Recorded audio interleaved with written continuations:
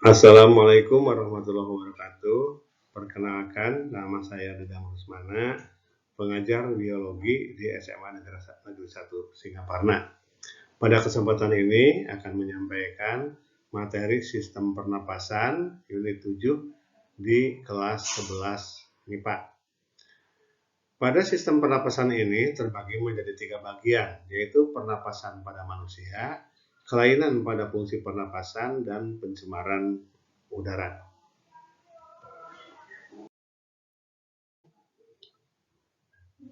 Tahukah Anda bagaimanakah cara agar oksigen dapat masuk ke dalam tubuh?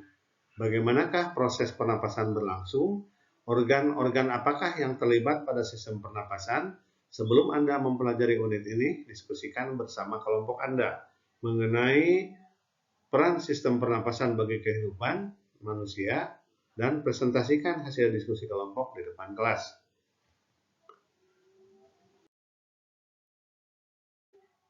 Pernapasan yang dikenal dengan istilah respirasi itu merupakan proses memperoleh gas oksigen dari udara bebas sehingga dihasilkan gas karbon dioksida sebagai sisa metabolisme.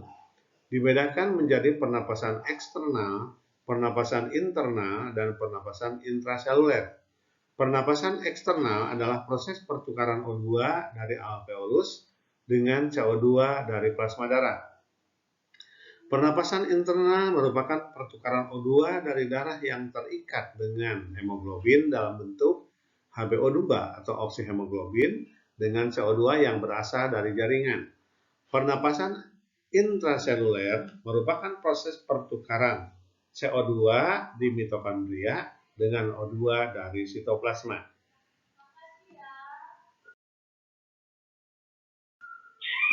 Pernapasan pada manusia. Pernapasan merupakan istilah umum yang menyangkut dua proses, yaitu absorpsi oksigen dan pembuangan karbon dioksida. Alat pernapasan pada manusia adalah paru-paru yang terletak di dalam rongga dada. Organ-organ yang menyusun sistem pernapasan manusia terdiri dari hidung, faring, trakea, bronkus, bronkeolus, dan paru-paru. Nah, di dalam paru-paru itu sendiri terdapat alveolus atau gelembung paru-paru.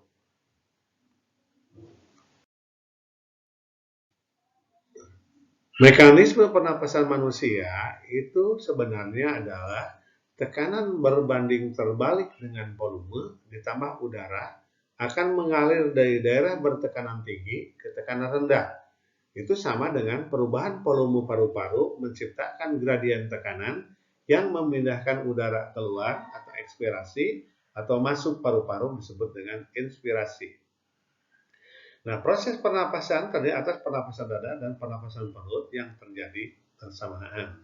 Nah, pada pernapasan itu sendiri terjadi dua proses, yaitu yang pertama akibat adanya kontraksi antar tulang rusuk itu akan menyebabkan tulang rusuk terangkat, rongga dada membesar, kemudian paru-paru mengembang. Nah, proses itu juga ditambah dengan adanya otot diafragma yang berkontraksi sehingga kedudukannya mendatar. Nah, sama tadi yang menyebabkan rongga dada membesar, paru-paru mengembang. Nah, apabila hal itu terjadi di paru-paru, maka tekanan dalam paru-paru akan rendah. Nah, ini menyebabkan udara akan masuk. Nah, itu yang disebut dengan proses inspirasi. Nah, sedangkan apabila otot antar tulang rusuk berelaksasi, menyebabkan tulang rusuk menurun, rongga dada mengecil, dan hal itu juga bersamaan dengan relaksasinya otot diafragma sehingga melengkung ke atas dan menyebabkan paru-paru itu akan mengecil. Akibat dari paru-paru mengecil, maka tekanan dalam paru-paru itu akan naik. Nah, akibatnya udara dari paru-paru akan keluar. Nah, itu yang disebut dengan ekspirasi. Jadi, pada saat bernapas selalu terjadi antara inspirasi dan ekspirasi, itu yang disebabkan tadi adanya perbedaan tekanan di dalam paru-paru. Kemudian bagaimana sebenarnya sebanyak apakah udara yang digunakan untuk pernapasan? Jadi volume udara pernapasan terdiri dari volume tidal 500 ml ditambah udara komplementer 3000 ml, udara suplementer 1500 ml, tambah udara residu 1000 ml. Nah, secara keseluruhan disebut dengan kapasitas total paru-paru. Nah, sedangkan apabila kapasitas total paru-paru dikurangi udara residu yang 1000 ml, maka dihasilkan itu kapasitas vital paru-paru. Nah, pernapasan itu frekuensinya berbeda-beda. Jadi dalam frekuensi pernapasan itu terjadi yaitu kecepatan memasukkan dan mengeluarkan udara di tiap manusia dewasa berkisar sekitar 15 sampai 20 kali per menit. Sedangkan faktor-faktor yang mempengaruhi frekuensi pernapasan tersebut diantaranya adalah aktivitas tubuh, suhu tubuh, jenis kelamin, posisi tubuh, konsentrasi CO2 dan O2 di dalam darah.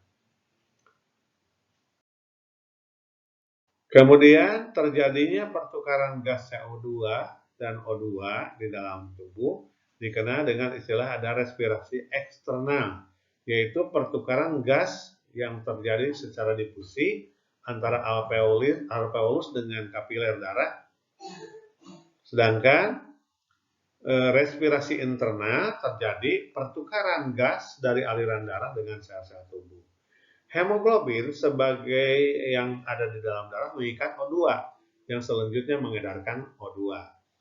Nah, dalam persamaan reaksi 4HbO2 ditambah 4O2 itu akan menghasilkan 4HbO2.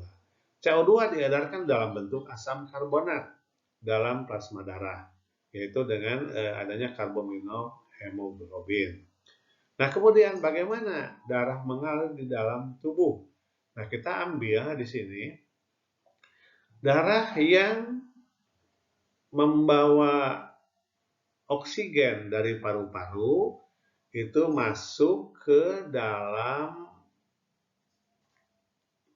jantung. Jadi masuk ke dalam jantung melalui vena paru-paru itu masuk ke dalam serambi kiri. Nah, dari serambi kiri masuk ke bilik kiri. Dari bilik kiri, darah akan dipompa ke seluruh tubuh melalui aorta, kemudian ke arteri, ke arteriol, masuk di kapiler. Nah, di kapiler, maka akan terjadi pelepasan O2 dan pengikatan CO2. CO2 yang terikat masuk ke penula, kemudian masuk ke vena inferior dan vena superior, kemudian masuk ke jantung bagian serambi kanan. Dari bagian serambi kanan masuk ke bilik kanan. Nah, dari bilik kanan masuk ke arteri paru-paru, kemudian masuk lagi ke paru-paru. Nah, di paru-paru terjadi pelepasan CO2 dan pengikatan O2.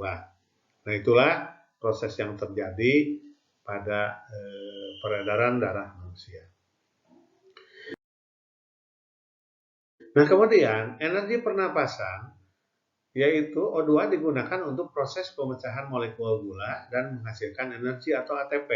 Tahapan pembentukan energi antara lain ada glikolisis, siklus Krebs, dan transport elektron.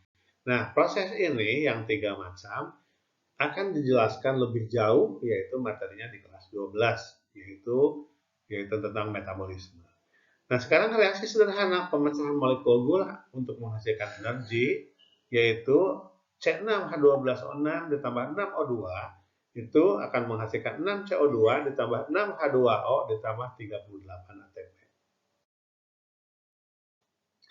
Nah, kemudian sekarang bagaimana sebenarnya yang terjadi pada sistem pernapasan itu ada beberapa kelainan. Ya, di antaranya adalah yang disebut dengan faringitis, yaitu radang bagian faring. Bronkitis, radang di bagian bronkus. Kemudian ada pneumonia, nah ini kelainan yang terdapat di paru-paru, dan tuberkulosis atau TBC.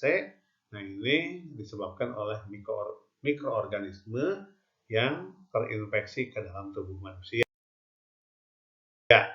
Nah, kemudian asma itu salah satu kelainan yang biasanya reaksi dari paru-paru akibat lingkungan yang tidak sesuai. Kemudian ada emfisema, ada kanker paru-paru. Nah, selain adanya kelainan di sistem pernapasan, ada pula gangguan penyakit. Nah, faktor penyebab penyakit diakibatkan oleh infeksi bakteri atau virus, termasuk juga bahaya rokok. Bahaya penyakit akibat rokok dapat dicegah bila kita sadar akan dampaknya. Apakah Anda peduli kesehatan? Apa yang Anda rasakan saat mengalami gangguan pada saat pernapasan seperti batuk? Menjaga kesehatan alat pernapasan misalnya dengan tidak merokok adalah salah satu wujud syukur dan tanggung jawab Anda terhadap Tuhan Yang Maha Esa yang telah menciptakan tubuh Anda dengan segala kompleksitas dan kesempurnaannya. Nah, kemudian salah satu yang sering mengganggu sistem pencemaran udara yang terjadi dalam lingkungan adalah akan menyebabkan terjadinya gangguan pada sistem pernapasan. Karena pencemaran udara adalah kehadiran salah satu atau lebih substansi fisik, kimia atau biologi di atmosfer dalam jumlah yang dapat membahayakan kesehatan makhluk hidup, mengganggu estetika dan kenyamanan serta merusak properti. Oleh sebab itu, sebaiknya kita bersama-sama menjaga lingkungan sebaik mungkin, lingkungan bersih, oksigen di dalamnya banyak, kemudian melakukan reboisasi atau penghijauan, itu salah satu upaya agar atmosfer itu tidak mengalami gangguan. Nah, salah satu pencemaran udara adalah asap rokok. Bahaya rokok dan dampak rokok bagi kesehatan memang sudah dicantumkan dalam bungkus rokok yang dijual di pasaran. Nah, oleh sebab itu hindari dan jauhkanlah tubuh kita dari kegiatan merokok karena akan mengganggu kesehatan. Demikian materi yang disampaikan pada kesempatan ini. Billahi taufiq wal hidayah. Wassalamualaikum warahmatullahi wabarakatuh.